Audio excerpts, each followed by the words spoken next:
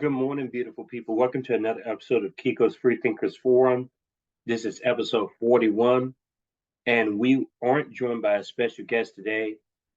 I am going to give a spontaneous update and a little bit of commentary about some activity going on around Nashville, Tennessee, that I think can be put into a larger context of what I think is going on in the country as far as labor movements are concerned and the potentiality of a general strike, which I think, in my personal opinion, right now is whimsical.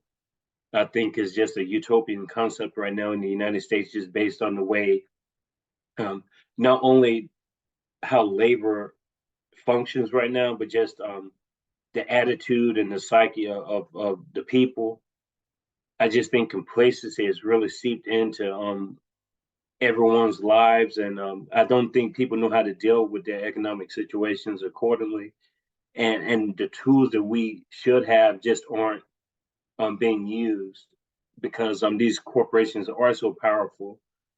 And I'm going to talk about not expose Nashville, but I'm just going to give people sort of the run up as far as how this gentrification and this big business in Nashville, just how big the city, this area in general, has grown, and how all this ties into a group that I want to give a shout out to, the workers at Workers Dignidad Obrera. I'm going to share some information about this group that I think is useful and just sort of give a brief overview of what happened with that situation with the Workers Dignity, which is a worker led organization. I think it's a nonprofit based in Nashville. It was founded in 2010.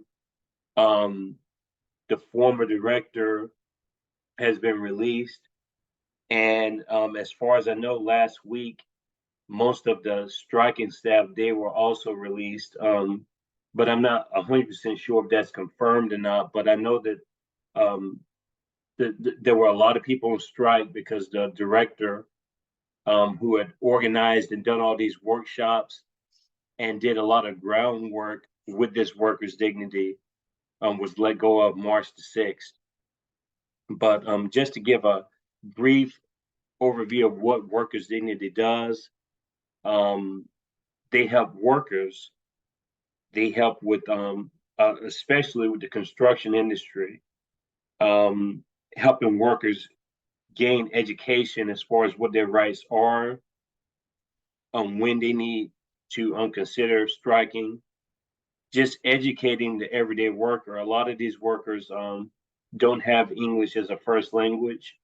Um, I would say the vast majority of these people in question, English wouldn't be their first language, but they help all types of people as far as gaining wages. They were successful in acquiring wages. I think for people in Brentwood, the Twin Peaks restaurant, the Hooters restaurant, some of the other local businesses where there was exploitation of the workers. A lot of the large hotel chains in the Nashville area. This group helps acquire wages for people who are wrongfully being, I guess, they're not getting paid what they're supposed to get paid. They protest the working conditions, sexual harassment, any sort of like blackmail or that a worker may go through. This workers' dignity basically helps those people, educates them as far as what their rights are, and in a lot of cases they've retrieved, I think, millions of dollars for a lot of these workers over the years. So I mean, this is a legitimate worker-led organization that is kind of one of its kind in the South, because the South has this reputation of not having labor movements that are strong. But this is an example of that movement. There are other organizations, I think, in Atlanta, Memphis, but I'm not 100% sure as the details with them. I mean, I'm local. I live in the Nashville area, so I know a little bit more about workers' dignity. I was actually introduced to workers' dignity from a publication of a comrade that came onto the forum a couple of times, Jay Carrico, and now I'm more than likely invite Jay back on to discuss just some of the work from that book, If Voices Were Fired, Agents of Change, published in 2015. I think it's available on Amazon Kindle. You can also get it directly through Jay's website. But that's how I found out about Workers' Dignity. Someone that they interviewed by the name of Michael Gilliland, I think is his name. I think he's based out of Chattanooga. He gave a shout out to Workers' Dignity, so I looked into the group more. I tried to get some of the fire people on the forum. So far, it's a tough situation because people have just been recently fired, and there's a lot of litigation going on behind the scenes. I think the forum director has been sued by the board. The board of Workers' Dignity, I think, was only made up of 3 people, but the staff basically, it was up to 80 people who signed a letter basically saying that that was wrong, how they let go of the forum director, which I think spurred all this movement when it came to the people striking. And then there was accusations of um, anti-trans hate. There are workers there that are part of the LGBTQ community, and those people complained of harassment, not getting paid, and there's other kind of discrimination going on. And I'm trying to think. I believe it was in early March after they fired the director, which again, I'm trying to protect these people's names. I'm not going to bring up um, that type of information. And like I said, there's stuff going on right now in litigation, and I don't want to deal with that stuff. But I will mention one person's name that's part of the fire staff, Social Cruz, because they're starting a strike fund, and I want to give a shout out to that strike fund and that fundraiser. I'm going to give the information to you all in a second. But as far as this board dynamic and this support staff below, the workers obviously didn't like the I guess the change in direction after they got rid of the former director of Workers' Dignity. And so there was a struggle with power. You basically had 3 people dictating, I guess, strong arming everybody else. And the staff felt like they didn't have the equal representation, like to, I guess, make a decision themselves. The staff basically was supposed to have a say in who's able to be let go and who's not able to be let go.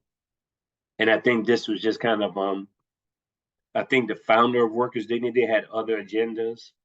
Um, and from all accounts that I've seen, the people that were part of this board really didn't have any sort of relationship with the everyday workings of Workers' Dignity, weren't hands-on, weren't involved. I think some of the people who had been there for over a year hadn't even seen people on the board. So the staff and the board just completely disconnected, it seemed. And like I said, there's all types of harassment charges being made and discrimination.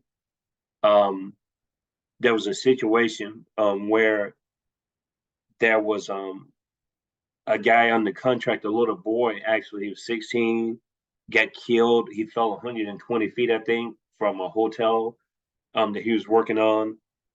And his name was Gustavo Ramirez. And I think he didn't have his safety harness or anything on.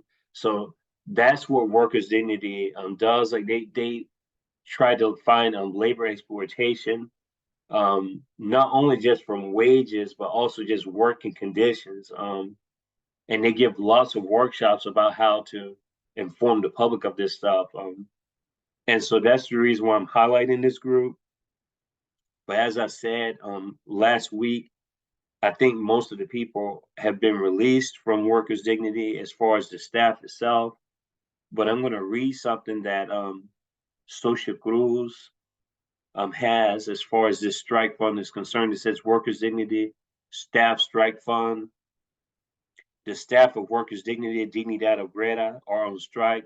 They are protesting the unilateral decision of the founders to circumvent the established processes of the nonprofit body and fire the executive director through their outsized influence over the two-member board.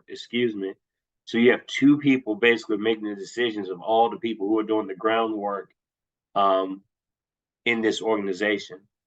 And I'm going to continue totally disregarding the desires of the staff and the community. The community that Workers' Dignity has worked so hard under Cecilia's leadership to serve stands with the staff in that strike against the board's decision.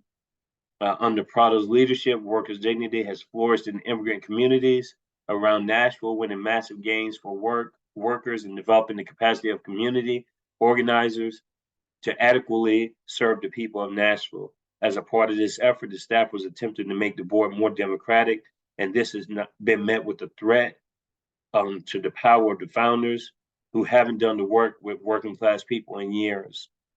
Like I was saying before, this strike fund is basically saying that these people were nowhere to be found, the people who created this Workers' Dignity, but the workers in the actual organization was doing everything. It continues, these founders don't go to the funerals of the fallen workers like Marvin, and I mentioned Gustavo earlier. They don't go to the educational seminars. They aren't involved in the work or actually materially organizing Nashvillians towards a more democratic form. And so it keeps going on. And I'm going to share the link to this strike fund at the end of this description, just so people have that information.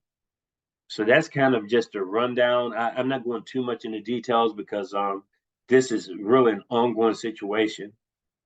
But I want to make the larger point that the two largest, I guess, lobbying organizations as far as money is concerned and influence in the United States, I think 2022 was the National Association of Realtors and the U.S. Chamber of Commerce. And why does that have any importance to this discussion? Because we're dealing with corporate interests versus the people. We're dealing with corporate interests who don't care about these contractors getting killed because of the unsafe working conditions. And so again, there's a disconnect. People are worried about their bottom line, and they're worried about the protection of the workers who are putting in all the labor. And then you have some people just collecting the paycheck and pushing a couple of numbers on the screen. So, I mean, again, there's a huge disconnect in the country. And I think it goes back to the whole where your ideological basis is. People think that capitalism can work because they've operated under that system their whole life. That is the system that we operate under, is capitalism. But we've consistently seen that there's just exploitation, and we really are at the mercy of the people who hire us, whatever place of employment we have. We're at their mercy. You can be fired at any given notice. Even though you have to pay rent and pay your bills, pay your mortgages and everything else, you can be fired at any given notice without any kind of justification. And so that's what I mean as far as we don't have those protections in place for the workers. Unions, there is some union presence, but the union presence that's strong, they tend to be really big unions. And there's no, we saw with the railroad strike, for instance, how that didn't even matter as far as union membership, because a lot of times, depending on who's in the union, there's a hierarchy within the union, and there's almost deals being cut separately from everybody else. And so there's a hierarchy even within the union membership. And the union bosses, again, you're almost at the mercy of that boss, even though it's a union. And so it goes into the idea of hierarchies and horizontalism. Horizontalism is ideally an approach where you share kind of the control or the say. And that's where workers dignity was built on was horizontalism, and with these recent actions, the horizontalism has basically been compromised. That goes against the whole philosophy of horizontalism when you have two people, which consists of this board making the decision to release, all these people who are on strike and, firing staff and everything else. And apparently, there was a grievance where the former director, there were claims that she fired and got rid of somebody like one of the operating people, one of the organizing managers or the operational managers. But the former director basically said that they didn't have that jurisdiction or authority to fire anyone anyway, so that was unfounded. And the claim was made that that person walked out on their own, that that person didn't have anything to do with that. So again, it's a lot of I don't represent these people. I'm just kind of telling you what I've looked up and researched, and I'm sharing the information with you. And down the road, if we can get someone on from on Workers' Dignity, I think it would be beneficial to the audience. But as of right now, understand I've talked to, I'll just say that I've talked to someone from Workers' Dignity that was formerly associated with them. They're not associated with them anymore. That we had agreed to do an interview, but due to the circumstances, crisis management and everything else, that's not happening right now, and that's understandable. But I want to go back to the Chamber of Commerce issue for a second. We know that real estate is that's been a big thing in Nashville. Nashville to me is trying to become the new Atlanta, and the labor laws are some of the worst um, in the South in Tennessee. Tennessee has horrible labor laws. There's no protections for workers. Um, union organizing is highly, highly discouraged. Um, and so the minimum wage doesn't go up. None of that stuff goes up because the workers really don't have a lot of leverage. And so even if a union was present, trying to make those concessions just become that much more difficult because, like I said, we have some pretty harsh labor laws in this state, and that's why these companies are able to come here. People think it's a positive. I mean, we're talking about building these football stadiums and baseball stadiums and everything else, all these different business endeavors. Sure, it looks good from the outside. The skyscraper keeps growing, but someone has to build that infrastructure. And I don't think people care about how the infrastructure is built as long as it's being produced. But a lot of times people are dying working on these buildings. They don't have the proper tools that they need to do their jobs.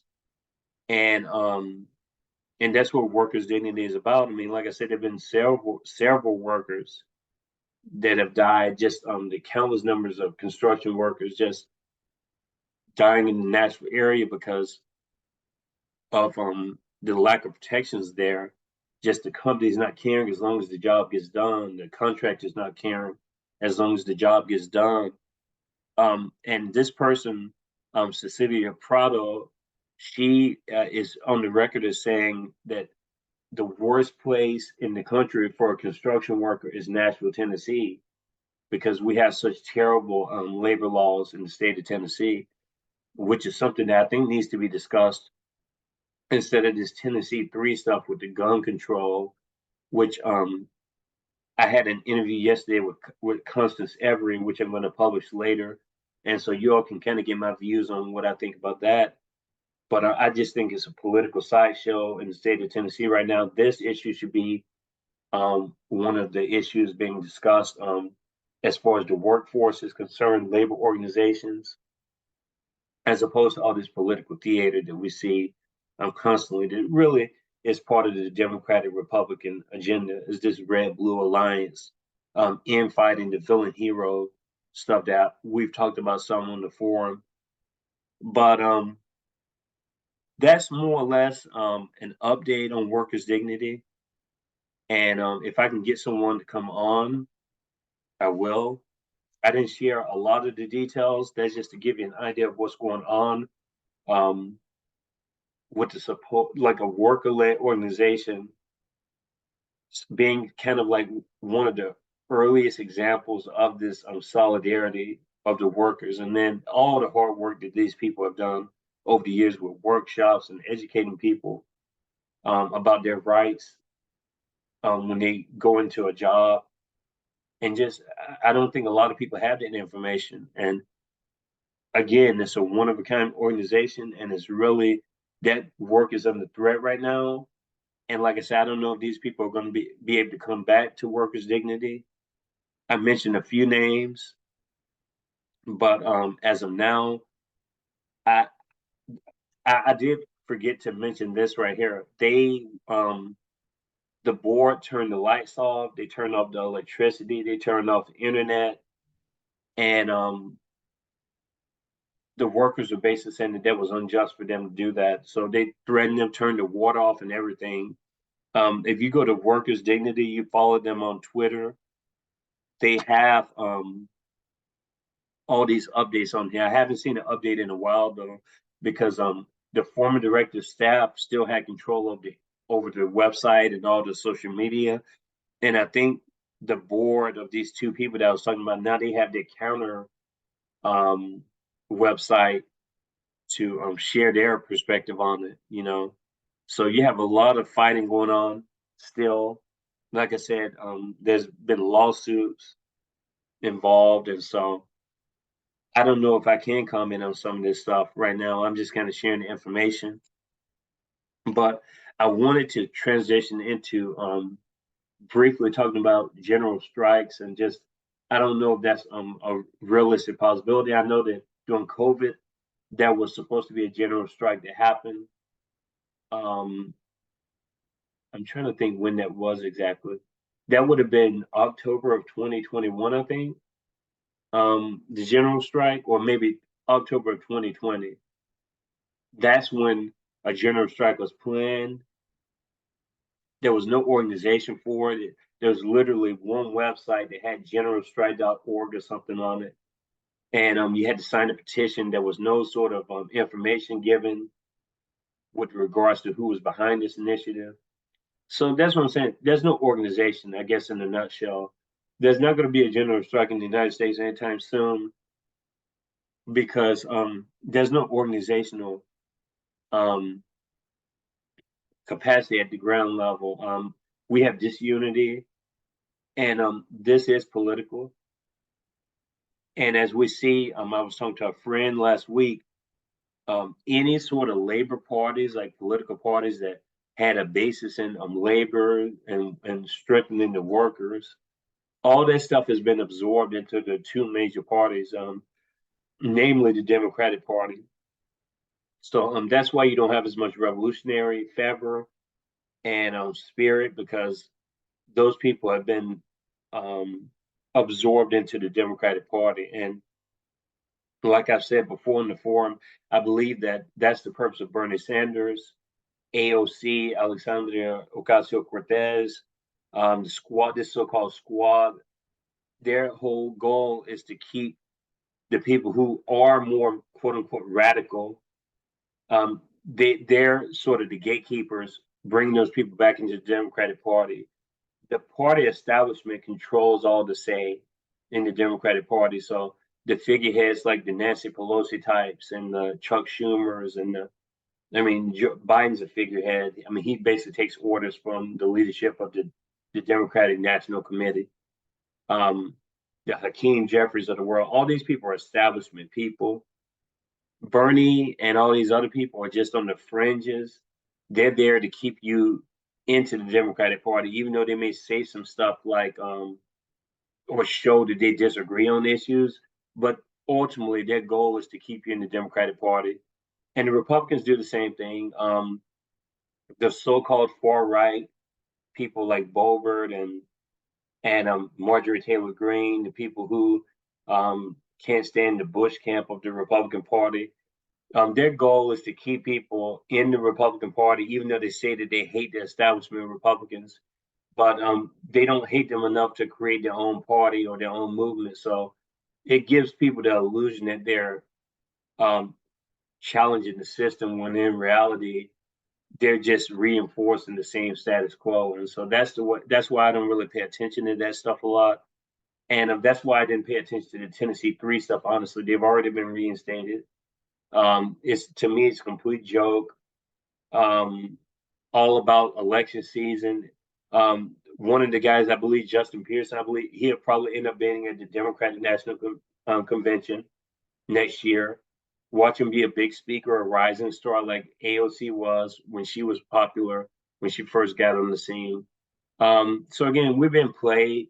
We're talking about guns. The guns aren't going anywhere. Um, I'm going to link gunarchives.org into the Constance Every description on that interview because we talked about the gun debate of some and how basically when gun violence happens in the hood or in the trailer parks or anywhere else in working class communities, the media doesn't seem to care the same way. And even if the story is picked up, the people in those communities are blamed for their situation. The blacks killing the other blacks, it's always framed within a racist undertone like that, as if white people aren't killing each other either. So they frame it in a way to where, oh yeah, whatever, those undesirables, they're killing each other off in their neighborhoods, their poverty-stricken neighborhoods. But these kids that are killed in school, we got to focus on that. That's more important. Um, it's all unfortunate. But the violence is going to continue because my whole thing about guns is I think all drugs should be legal. And under this same premise, I believe that you should have the right to own as many guns as you want. Now, I think you need background checks. I think you need um, some. I think you need some initiatives in there, like background checks at the very least, and whatever other information that people agree on legislatively. I have no issue with that stuff.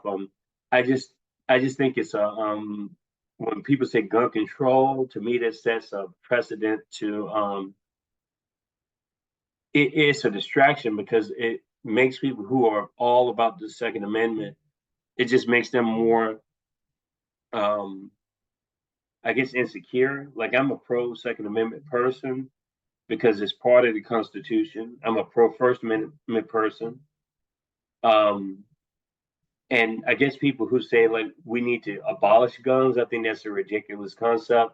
That's never going to happen because if they did have some kind of a situation where our guns were very limited or we had to turn in our guns, then they're going to go after the poor people first. The same people that the shit libs talk about all the time, the people of color, all the poor people, those people's guns are going to be taken away first. And so you're going to have the 1% with all the guns, and the cops are going to have all the guns, and the military is going to have all the guns. So I think that's a stupid scenario to say to prohibit guns. I mean, there are guns in other countries. And I think we're blaming guns when we need to be blaming the failures of our healthcare system and the mental health crisis. So I think there's just so much more to it than gun control. Gun control comes up every 2 to 4 year political cycle, just like LGBTQ issues come up, and just like abortion comes up. They're done like that for a reason to keep people thrown off of this capitalistic system and looking into the problems of capitalism. Like I said, our money's being inflated and devalued each day, but that seems to not be of interest. We're more concerned about um, how many black people are in a caucus, even though these same black people are just upholding the status quo. I mean, it's like I don't care if it's 300 of them in this congressional black caucus or whatever, in the state level or the within the White House or anything else. I don't personally care about those people because they don't. To me, they don't represent black people anyway. They represent the Democratic Party, and they happen to be black faces in the Democratic Party. I've already took a hardline stance on that, and people know where I stand on that. Tracy Carson's episode, we talked about the episode 10. Um, Tracy's more on the fence about it. I'm definitely not on the fence about it. I'm not supporting Bernie or anyone that has to do with the Blue Coalition anymore. The vote blue, no matter who people. I'm not going to say that they can kiss my ass, but I don't have any interest in that um the blue wave, red wave stuff anymore. I just think it's a way to keep third parties from being a part of the discussion and from putting pressure and actual checks and balances on the other two parties. Um, I know I've been rambling a lot, but I guess to say that I don't think a general strike is that the conditions have not been established to have an effective general strike right now. There've been some. There was a general strike in Greece back in 2010 due to the austerity measures, and I honestly think that if there is a general strike here, it's going to be because our money becomes worthless, and it's going to be because of economics. That's what it's going to have to be. It's not going to be because of like racism or anything like that. I'm sorry, it just isn't. I mean, sure, I understand that um people's identities are important and stuff. I get it. Like I don't have to keep talking about this. People know what I do for a living. I don't have to keep bringing this up.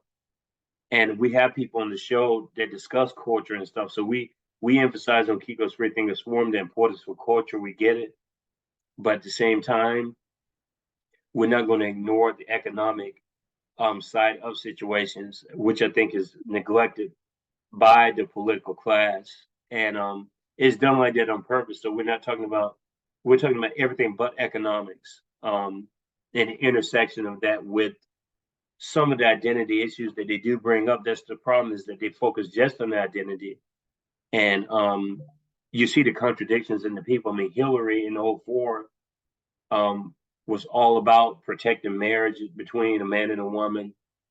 20 years ago, Kid Rock is seen with the drag queen drinking a Bud Light.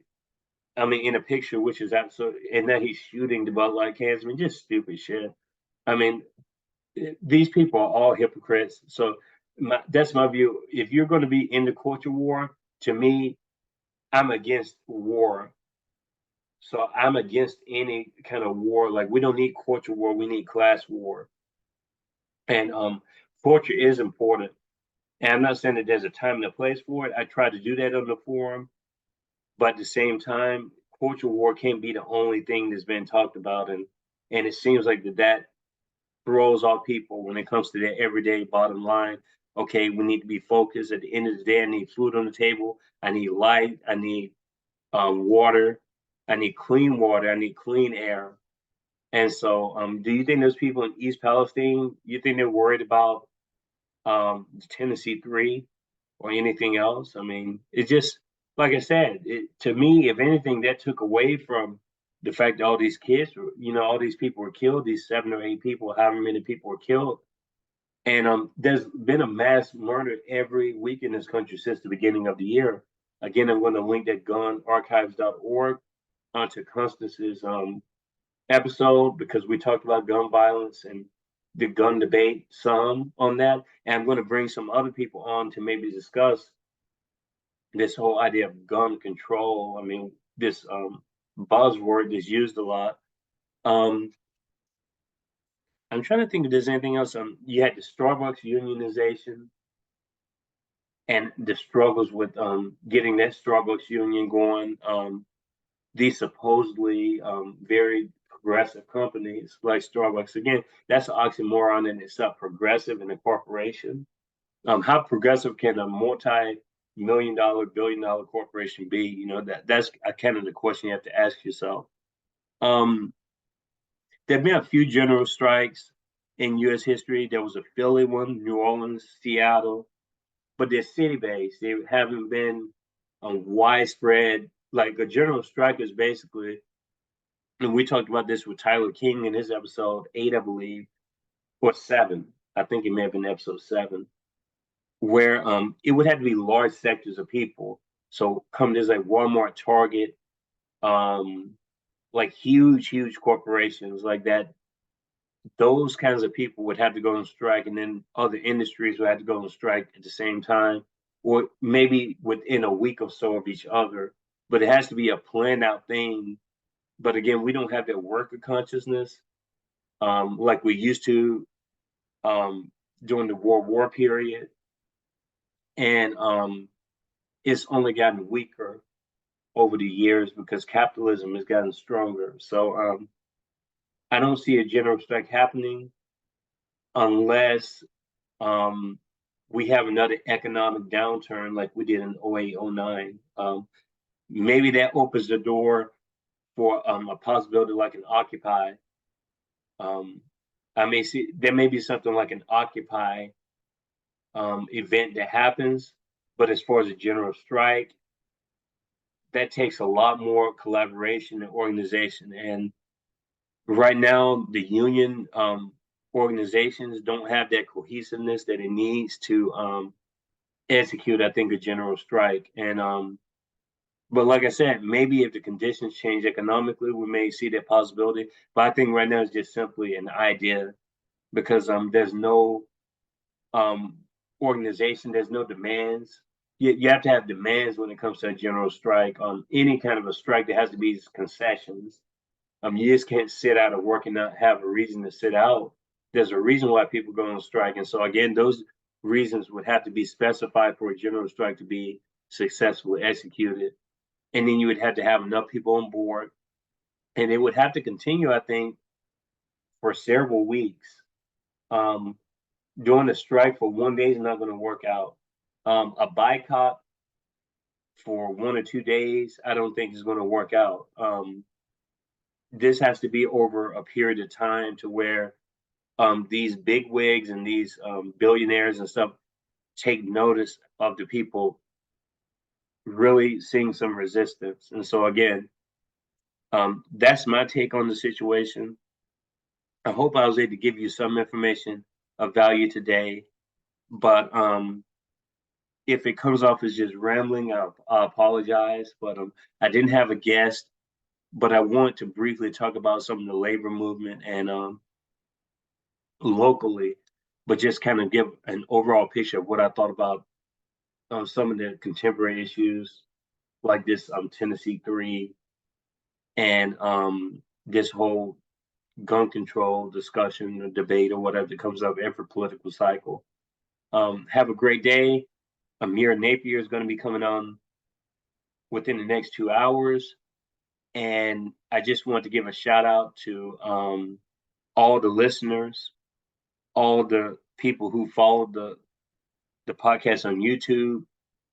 We are growing these days. We have 43 different countries as far as outreach when it comes to listenership and viewership.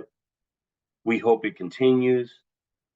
We have some unbelievable guests lined up for the month of April and May. And we get a variance of ideas on this forum, activists, professors, truth seekers, different types of people, authors, community organizers. We get different types of people on here. And so far, I believe it's been successful. We haven't accepted any donations yet, but we are open to accepting donations. That's not the main idea. The main idea is to get people to subscribe for free on our YouTube channel because a lot of people like to watch the videos, and also any of our podcasting platforms, Radio Public, Spotify, Anchor, Apple, Amazon, Podbean, Podvine, any of the major podcasting platforms, you're one of choice. And just subscribe for free. It doesn't cost a thing to make a click. Again, if you send money, that's great, but that's really not the purpose. This is more of a public service, in my opinion. And have a great day, beautiful people. I wish I was able to come on and speak more positively about stuff, but it's really an unfortunate situation that's going on with workers' dignity right now and the workers there. And if I'm able to correspond with someone there and they're willing to come on camera to discuss what happened, we will make it happen. But as of right now, I think that the wound is too fresh and it's hard to get people to talk about it right now. But regardless, I want to say have a great day, and we're going to talk in a few hours, okay? Cheers.